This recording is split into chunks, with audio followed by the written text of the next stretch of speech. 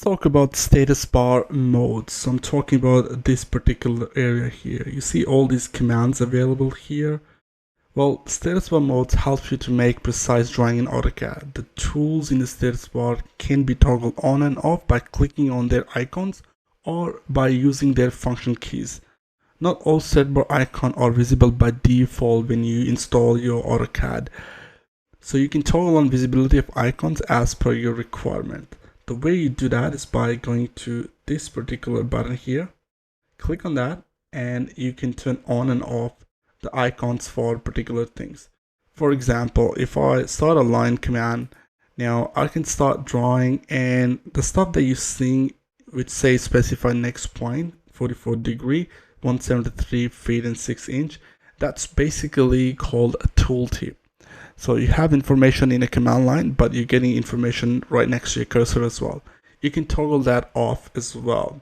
So that's called dynamic input. So I'm clicking on these three dash lines. I'm going to turn on this dynamic input. So you see, if I turn this on, this icon appears and this is checked. That means it's enabled right now. So I'm going to turn it on and I'm going to uncheck this. So right now you can see the dynamic input is off.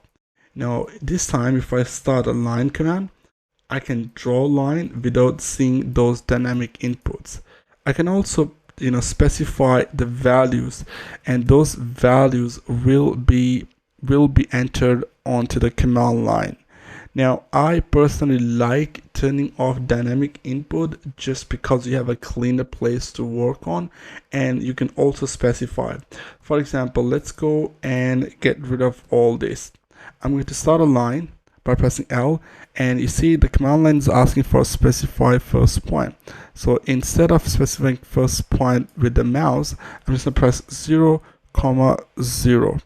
Now you notice here, oh, Siri came up. Get out. Okay, so now you notice here that we got this 0, 0 here. Okay, that's the first one. Now because I've typed in a command line, I press enter, and you see the line started from 0, 0. Now if I want to specify on a relative angle, for example 90 degree, so I can say at 90, actually 10 feet, and then I'll do 90 angle, and that's what it drawn. So there you go, you got a 90 degree angle line there. Okay, now just because I turned off dynamic inputting, the performance of AutoCAD has improved for me. So the goal was to show you how you can turn on and off these icons. Right now I have a lot of icons turned on, but I recommend find out which are not really useful for you, then you can just turn them off. So I'm going to turn off this dynamic input. Also, we'll talk about two other modes, Ortho mode and polar tracking mode. Those are another very important ones. So for example, you are working on a drawing and you need all the lines on either 90 degree angle, 0 degree, 180 or 270. So to do that, you can actually turn on Ortho mode. So I'm going to take you here. That's called Ortho mode. You can turn it on by pressing F8. I'm going to just check that. And now when I draw a line by pressing L, and now you can see if I take my cursor up, I take my cursor to the right, the line is basically restricted to 90 degree angle. Well, that's because of Ortho mode. So Ortho mode works on 4 angles, 90, 0, 270 and 180.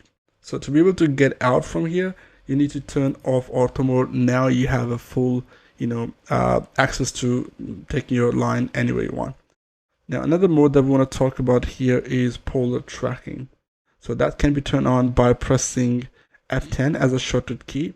I'm going to turn it on, and now when I draw a line, I click and I can go up, which is restricted to 90 degree angle. But if I take my cursor a little bit away, you see that no more 90 degree angle snapping is happening. But I can also go to the 45 degree angle, and I'm not expecting that happening. So it is snapping on 0, 270, 180, and that's it. Now what's the difference between polar tracking versus ortho tracking? Well, if you click on this arrow button here, that'll give you these options. So right now 90, 80, 270 and 360 is checked. So let's just say I want to track on 45, 90, 35, 180. So let's select that one. Now if I draw a line, start a line, and now I can see the line turns green and it snaps to 90-degree angle, polar.